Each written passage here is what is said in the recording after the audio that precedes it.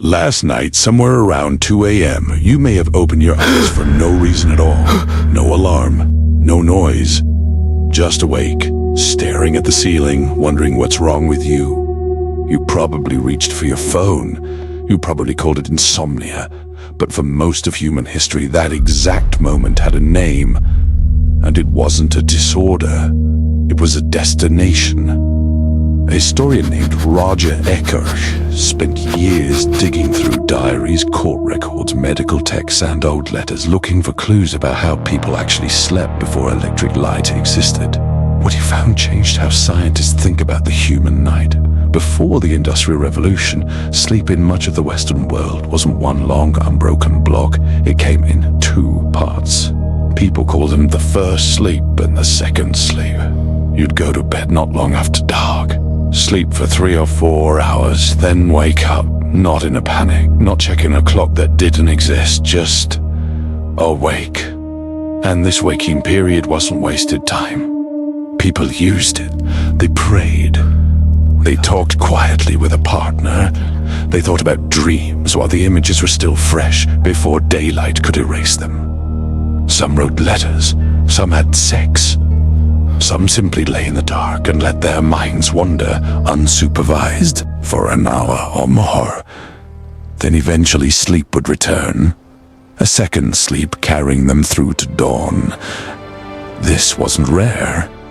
Eckersh found references to first sleep and second sleep scattered across centuries of writing in places as different as medieval court depositions and Homer's Odyssey. The phrase appears so often, in so many unrelated sources, that it starts to look less like a quirky habit and more like the default setting. Why would your body naturally split sleep into two parts instead of one? Because for most of human existence, night didn't look anything like it does now. There was no flat, even darkness from sundown to sunrise. There was firelight, moonlight, starlight bright enough to walk by if your eyes had time to adjust. The night had texture. It breathed. And there was no reason for the body to push through 8 uninterrupted hours of unconsciousness in an environment where danger could still move in the dark. A short return to wakefulness in the middle of the night may have offered something useful, a chance to check the fire, to listen, to reposition near a partner.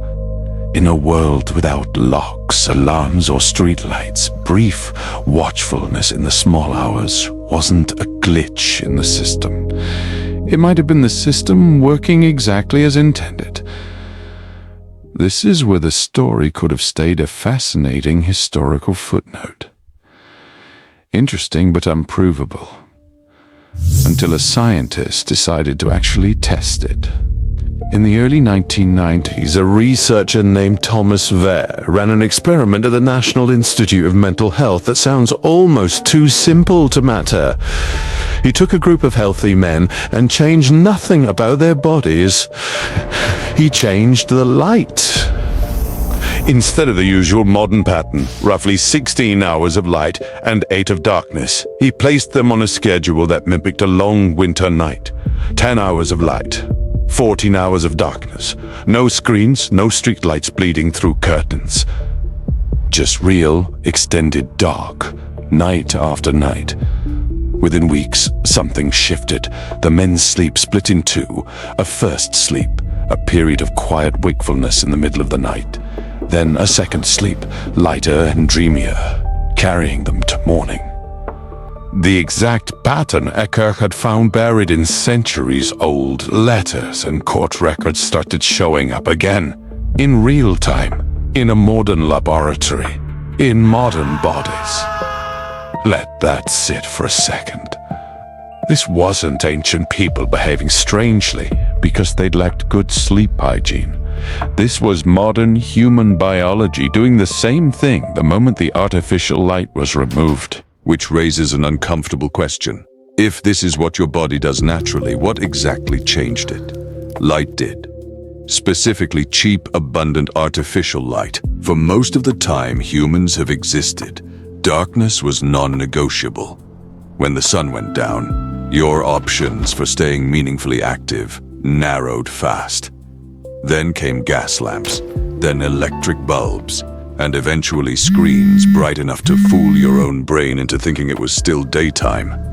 Suddenly the night stopped being a single long, unbroken stretch of dark. It became extendable, editable, something you could push later and later. Sleep researchers describe what happened next almost like an experiment running in the background of an entire civilization. As artificial light pushed bedtimes later, but wake times stayed tied to clocks, alarms, and jobs, the window for sleep narrowed. Compressed into a smaller space, the two natural phases of sleep got squeezed together.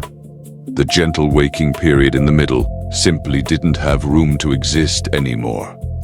What used to be a normal hour of quiet wakefulness became something else entirely. An interruption, a failure, a problem to be fixed. Here's the twist that makes this stranger than a simple "ancient humans were right" story. Not everyone slept this way. Researchers studying present-day hunter-gatherer and small-scale societies near the equator in places like Tanzania, Namibia, and Bolivia found something different.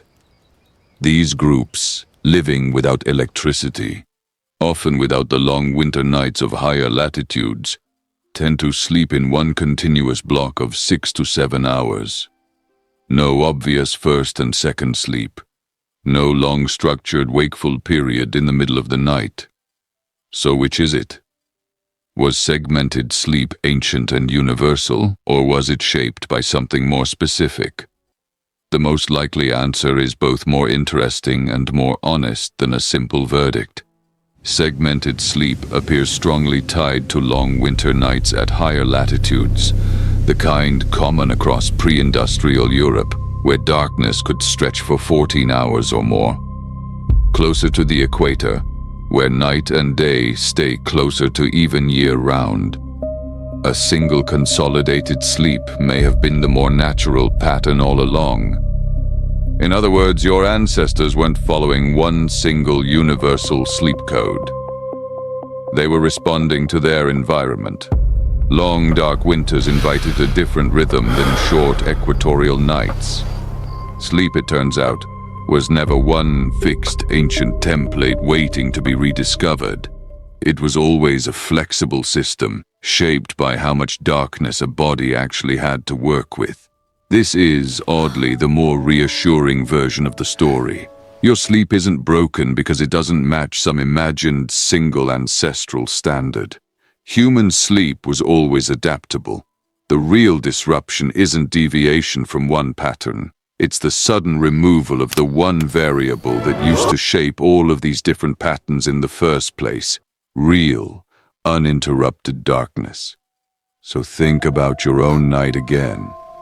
The lamp by your bed, the phone screen at 11 p.m., the street light angled through a gap in the curtains.